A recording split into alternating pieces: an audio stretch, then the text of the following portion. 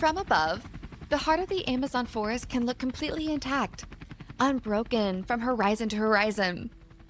But walk inside in some regions and you might notice that there aren't monkeys swinging above you. You walk for hours and never encounter a peccary. You bend down to look into the mud for tracks, but the mud is smooth without any signs of a passerby. The forest is standing, but the life inside is gone.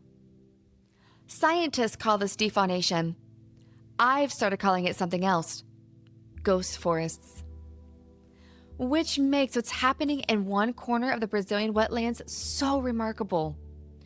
On Safari is a conservation nonprofit that began in the Pantanal and has since expanded into the Amazon, doing something that had never been successfully done before: returning captive-raised jaguars to the wild. I asked its founder, Mario Haberfeld, what it feels like now, more than a decade into that work.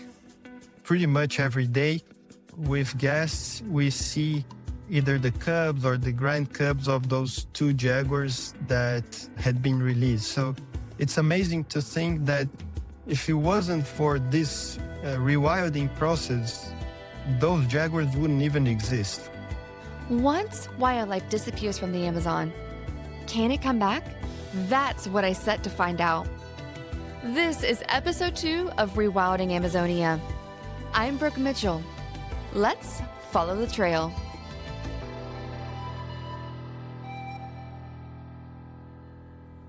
Puerto Maldonado sits at the confluence of 2 rivers in the Peruvian Amazon, one of the most biodiverse regions on Earth.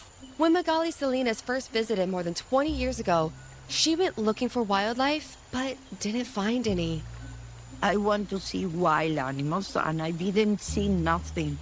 So I began to investigate what's going on here, and then the people said that all the people go to the forest, eat the animals, all the animals being eaten. If you walk 3 or 4 blocks, you can find monkeys, peccaries, parrots, macaws as a pet in town, always. Feeling inspired, she went home, spent years learning zookeeping and wildlife trafficking from the inside while working with Lima's ecological police, then returned to Puerto Maldonado and opened her rescue center, Amazon Shelter. One day, I sold everything, my house, my car, all my things. And with that money, I came here and I began to build slowly. We beginning with 2 or 3 enclosures, and now we have like 30. Imagine, before the pandemic, we were only 60 animals. Now we're 132 animals after the pandemic. Imagine, never in my life.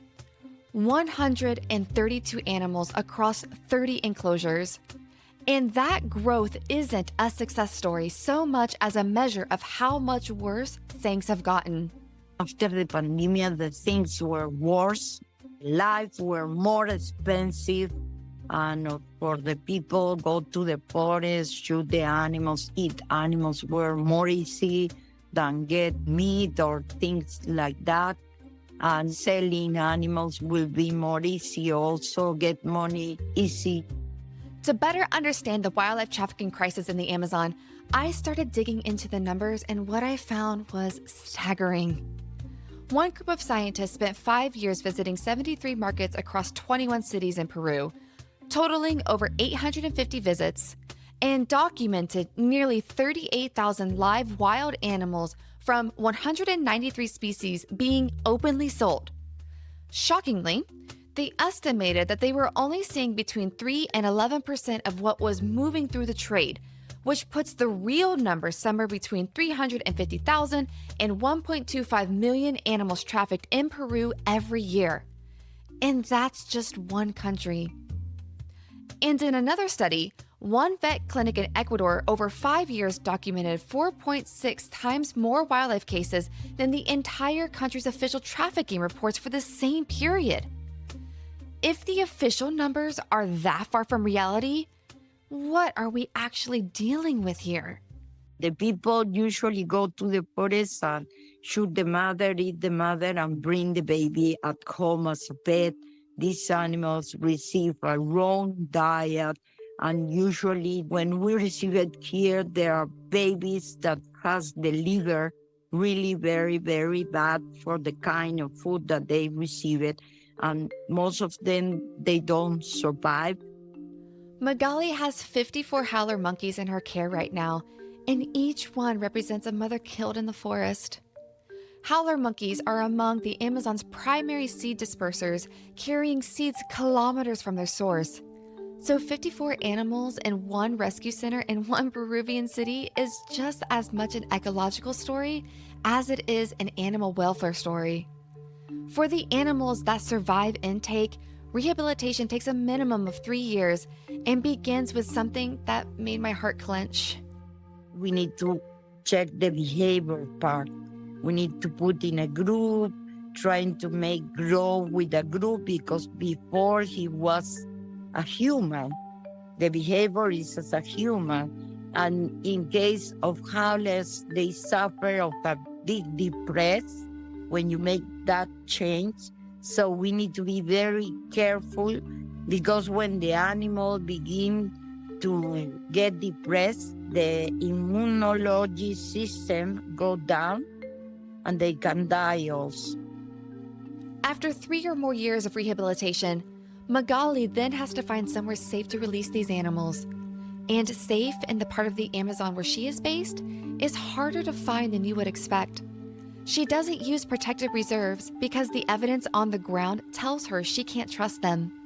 In this jungle is complicated, included the reserve. The miners included are getting in the reserve now, illegal miners.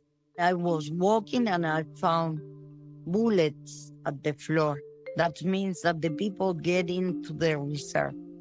So are places that I don't trust to release it. I need to be really sure that if I release my animals will be okay, safety. Imagine release and then they will shoot it for eat it. For me, it will be really bad. I will die. Instead, she releases rehabilitated wildlife in private forestry concessions. It isn't the solution anyone designed, but it works. And for Magali, working is enough. I usually travel before to the place that I want to release it, and I go and study where is the place, if it's safe, if not communities there, if not people. Usually the most imperfect places to release are the forestal concessions, because are big places, 300,000 hectares, but no community close. They protect the place. They don't let the people get in. They have 22 controls. When I stay, I never heard shoots or people hunting. Before we leave Magali, there's one more story I want you to hear. I received a howler monkey. She was a female. She came with only months. She was very abused. She has panic attacks. Probably when they killed the mom, they remember that. So when we receive it and we have it with us, she began to scream and then bite in the face strong. And then I began to make a treatment and it was getting better. And then I make a group and it was a really good group and we released it in the forest. And after a couple of 1 year, I think so, we get back to check, monitor. And I was walking with a veterinary that always helped me. He's an Italian, he's Chris. And then he said to me, Magali, your howlers. And I said, where? No, it's a lead. No, it's your howlers. They are moving. And then I saw a monkey that coming directly to me. And it was my monkey, the monkey with the panic attack. She came very close to me, like 3 meters. And she stayed like 20 minutes watching me and trying like say something, and then I begin to cry and try to talk with her. And I said to the vet, go and take the camera. We need to film that she's not moving. She was pregnancy, and she was staying and watching me, like trying to say, thanks, I'm here with my group, I'm pregnancy, I'm safety. That was like 1 or 2 years after the release. Then I begin to call her name and cry a lot. And she stayed with me 20 minutes, and then she left with the group. A monkey who arrived at Amazon's shelter in a panic, biting and screaming, coming back 2 years later, pregnant and free, is everything this work is for. It doesn't undo the 54 howler monkeys still in Magali's care, or the mothers who were killed to bring them there, or the bullets she found on the floor of a protected reserve. But it is proof that the work is worth doing and that the forest, when given half a chance, can support the life returned to it. Magali is working at the emergency end of this crisis, taking in what the forest has lost and laboring, animal by animal, to give it back. But what about the opposite end of the food chain? What happens to an ecosystem when the animals at the very top disappear and are returned home? Jaguars are the apex predator of the Amazon, the largest big cat in the Americas and one of the most ecologically important animals on Earth. Remove the jaguar and the effects ripple throughout the entire ecosystem. Scientists estimate that the protected areas of the Brazilian Amazon could support nearly 48,000 jaguars. But the actual number of these cats isn't nearly that high. Jaguars now occupy only half their historic range, pushed out by habitat loss, retaliation, and illegal hunting for traditional medicines. In some regions of the Amazon, scientists have found that professional hunters kill between 110 and 150 of these large cats each year. The evidence is clear. Jaguars are losing ground. Which brings me back to the central question of this episode. Once a species disappears, can it come back? And in the case of the jaguar, an apex predator whose hunting skills have to be learned from its mother, what would that look like? Mario Haberfeld and the On Safari team have spent the last decade answering that question. I actually used to be a race car driver. I raced for over 20 years. I've always had two passions in my life, which was racing and wildlife. And it got to a point in 2008 that I thought it was time to retire from racing and pursue this other passion of working with wildlife, with conservation. He spent 2 years after retirement traveling the world to see wildlife in its natural habitat. From that trip, an idea emerged. He'd seen what ecotourism had done in Africa, specifically at a lodge in South Africa where 50 years ago it had been nearly impossible to see leopards. A deliberate program of habituation, slowly acclimatizing the cats to the presence of vehicles, had transformed the lodge into one of the most celebrated wildlife destinations on Earth. And in doing so, had transformed the leopard from a pest to be hunted into an asset to be protected. Mario wanted to do the same thing in Brazil with jaguars. I asked him, why this species? The most important reason is that jaguars are on the top of the food chain. By protecting the jaguars, really what you're doing is not just jaguars, it's trying to protect the whole biome. Jaguars used to exist all the way from southern USA to southern Argentina. Nowadays, they only occupy 50% of their original home range. About 60% or so of the jaguars left in the world are in Brazil, mainly in the Amazon and in the Pantanal. So if you have jaguars in that place, it means that place is a healthy habitat. A healthy habitat indicator and an umbrella species for an entire biome. The ecotourism results in the Pantanal, where On Safari began, made the economic case just as clearly. Before On Safari, they used to have 2 or 3 sightings of jaguars a year.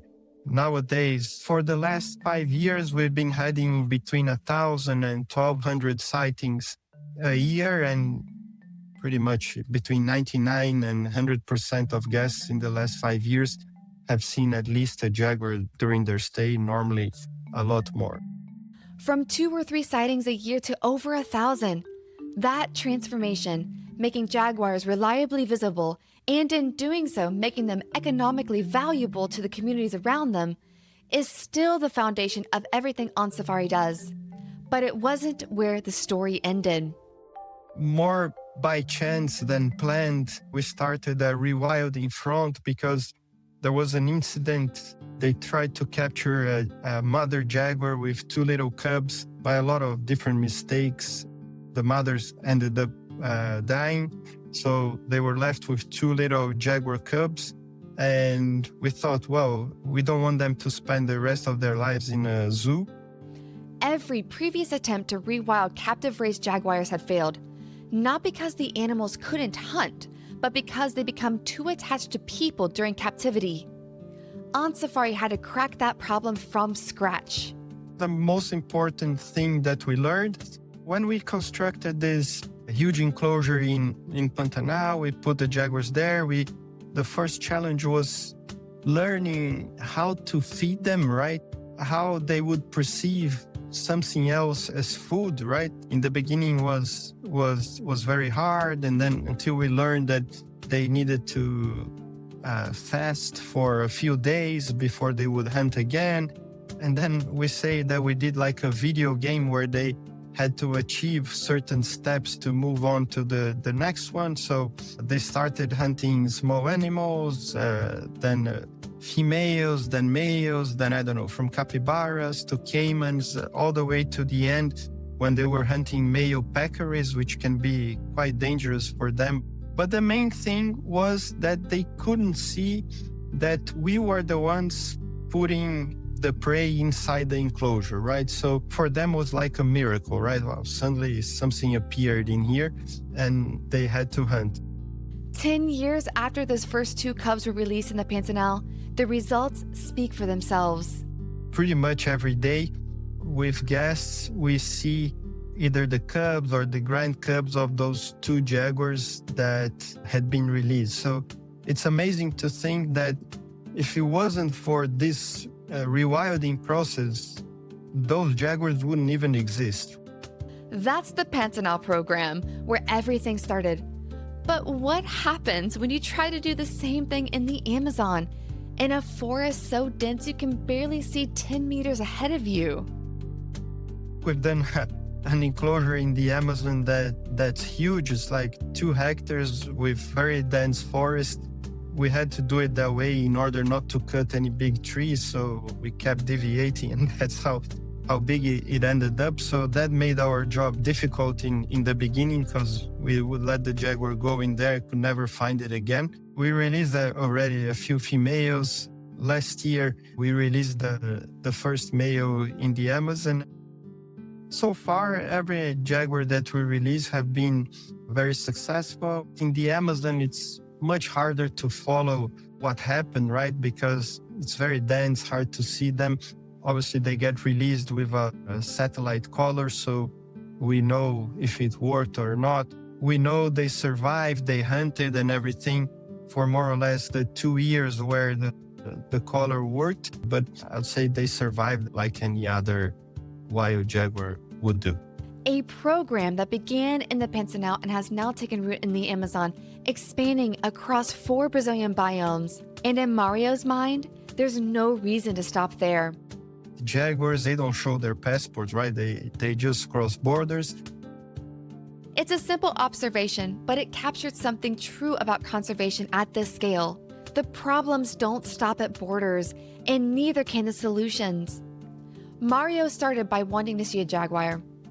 15 years later, he and his team have built something that spans 4 countries and shows no sign of stopping.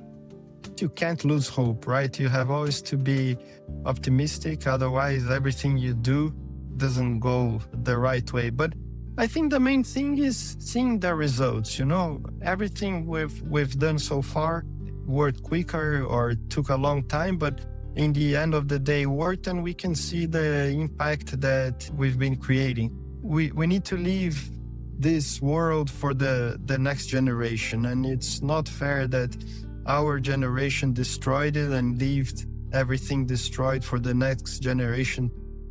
Mario and the On Safari team are bringing back what's been lost at the level of the species itself, and proving that even an apex predator can find its way back to the wild. As I kept investigating, I realized that both Magali and Mario were working on the downstream consequences of a problem that needed to be addressed at the source: the illegal wildlife trade, bush meat markets, and the slow emptying of the forest. These don't happen in a vacuum. They often happen because communities living inside and around the Amazon have no viable economic alternative to extraction. And until that changes, no amount of rescue or rewilding will be enough to keep pace with the loss. That realization brought me to Brian Griffiths and a solution I did not see coming. Brian is a faculty member at Georgetown University, the president of a nonprofit called the American Center for Environmental Education and Research, and the director of conservation science at One Planet, where he works directly with indigenous communities in the Peruvian Amazon. I got connected with somebody that was doing conservation work, and I thought, that sounds pretty cool. It sounds pretty fun. And I had this image in my head of being like a wildlife biologist, even though, my degree was not preparing me to do that. So I started to reach out to nonprofit organizations looking for internships. I remember around that time, people telling me, running around in the rainforest or swimming in the ocean, those aren't real jobs. Nobody's going to pay you to do those things. And I just remember thinking, I'm willing to compete for those. I'd never felt that spark before. He found that spark and has spent his career since in the Amazon, working at the intersection of conservation science and indigenous community rights. He told me that one of the most powerful conservation tools available in the Amazon right now is hunting. Managed, legal, community-controlled hunting. And to understand why, let's meet the Maikuna. The Maikuna are one of the most vulnerable indigenous communities remaining in the Amazon. Fewer than 600 individuals living in 4 communities in the northeastern Peruvian Amazon, near the border with Colombia. They are situated around a regional conservation area called the Maikuna Kichwa, which encompasses roughly 1 million acres of what Brian describes as primary, pristine rainforest, about 22% larger than Yosemite National Park. A team of Western scientists have visited the center of that area only once in the early 2000s. What's there in terms of species diversity is still largely unknown. For centuries, the Maikuna have depended on that forest for everything: protein, shelter, medicine, culture. But in the early 2000s, something happened that nearly brought it all to an end. There were a bunch of loggers that invaded the ancestral lands of the Maikuna, and they set up logging camps deep in the forest. And at those logging camps, the loggers only hunted for food. And so they had 1 or 2 professional hunters who would go out in the forest every day and find enough protein to feed everyone. And so over the course of about 10, 15 years, the loggers essentially killed every edible animal in the rainforest. And they were fishing, but they were using fish poison. And so all the fish were dying, and that poison was flowing down the river to where the Maikuna live, and killing the food security, essentially, of the Maikuna as well. And so by about 2010, the Maikuna were starting to starve. I mean, they talk of that time, and they say that they were eating frogs because their children were hungry. A community reduced to eating frogs in a 1 million-acre rainforest. That's what defaunation looks like at the human level. And the Maikuna's response to it was to mobilize politically, form a federation, evict the loggers after a long and violent period of resistance, and successfully petition the government to establish the regional conservation area.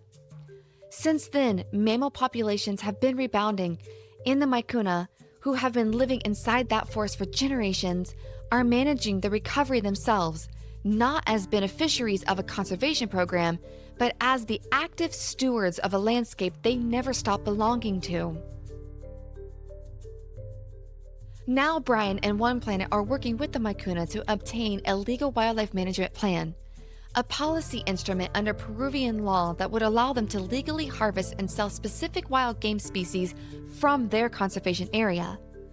The species in question are carefully selected for their resilience: paca, collared peccary, red rocket deer, animals with high enough reproductive rates to sustain a controlled harvest without drawing down the population.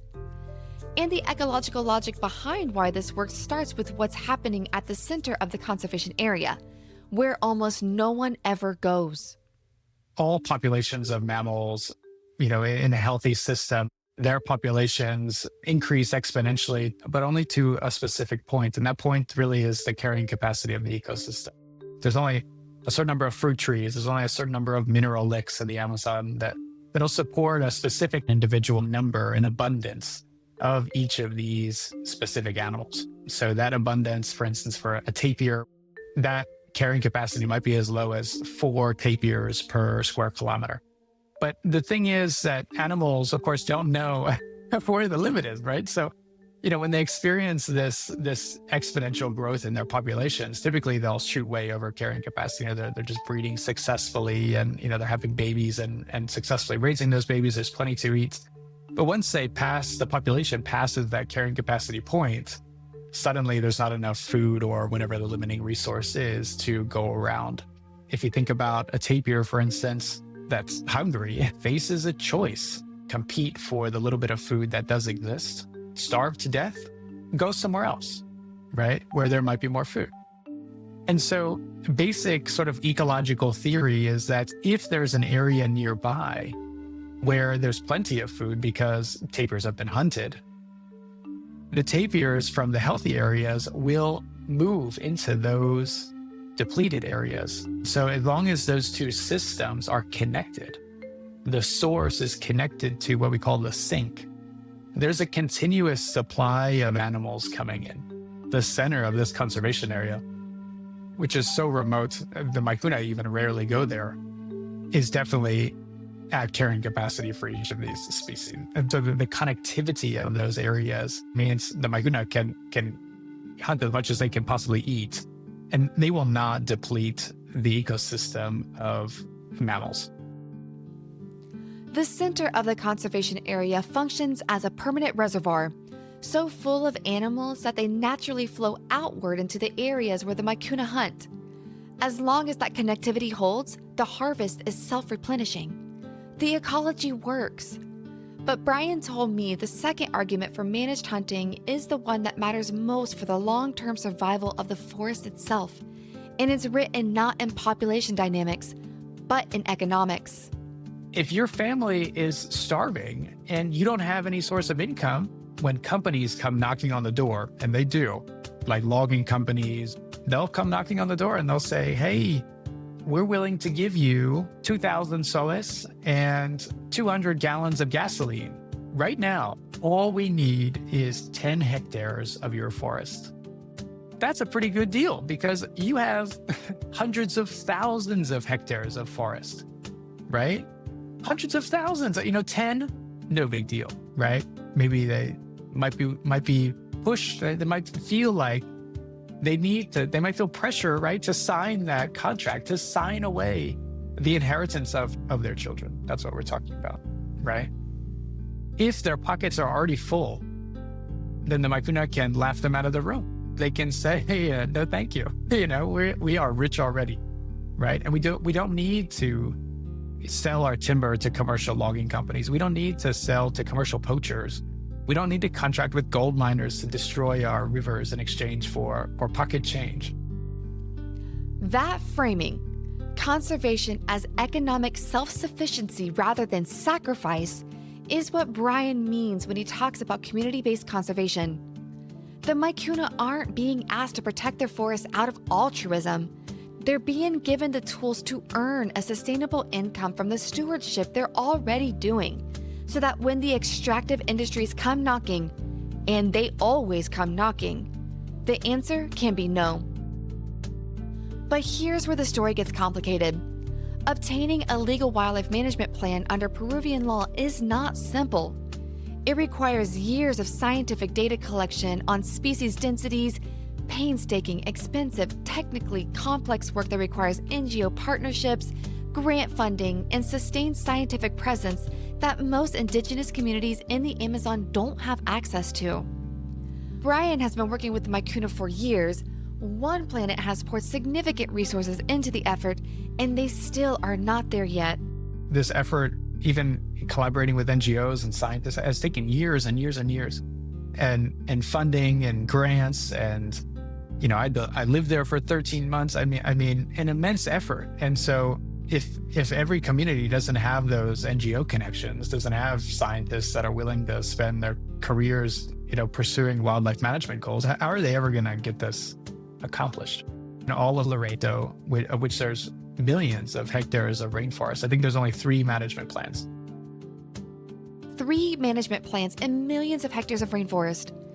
That tells you how difficult the system makes it for communities like the Mycuna to formalize what they're already doing sustainably.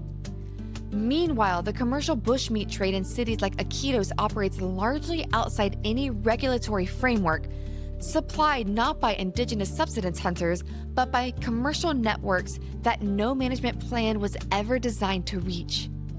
The gap between what the law intends and what communities can actually access remains one of the biggest unresolved problems in Amazon conservation. Conservation and preservation are not the same thing. If I have my favorite chocolate bar and I'm trying to preserve it, I put it in the freezer and I forget about it. I pass it on to my kid when I die, right? But if I'm trying to conserve it, I use it bit by bit, right? And save it for as long as possible. The Mycuna are interested in conserving their mammals, right? These are things that they need to be used. That use is written in thousands of years of cultural history, written into their very livelihoods, written into their connection with the forest. The idea is that they want that use to be sustainable, and they want it to be in a management scheme that allows them to also earn money. That distinction, conservation rather than preservation, use rather than untouchability, is one that Western conservation has been slow to embrace, and one that the Mycuna have understood for generations. The evidence says their model works. The question is whether the systems around them will catch up in time. This episode was built around one question: can wildlife come back to the ghost forest of the Amazon? The answer is yes, and it's already happening, piece by piece, in rescue centers, rewild enclosures, indigenous communities across the Amazon, and more. But this work can't stay small. It needs connected landscapes, intact corridors, and real space for these animals to move through. And that's where this journey is heading next. I'm Brooke Mitchell. See you in the next episode.